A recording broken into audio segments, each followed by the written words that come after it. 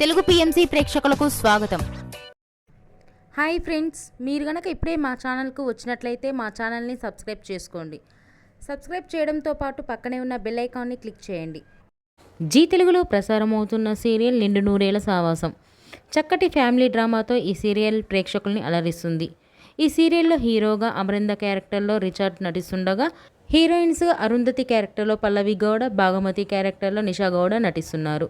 తాజాగా నిషా గౌడ తన లేటెస్ట్ ఫొటోస్ని అభిమానులతో పంచుకుంది. ఆ ఫొటోస్ని మనం కూడా చూసేద్దాం.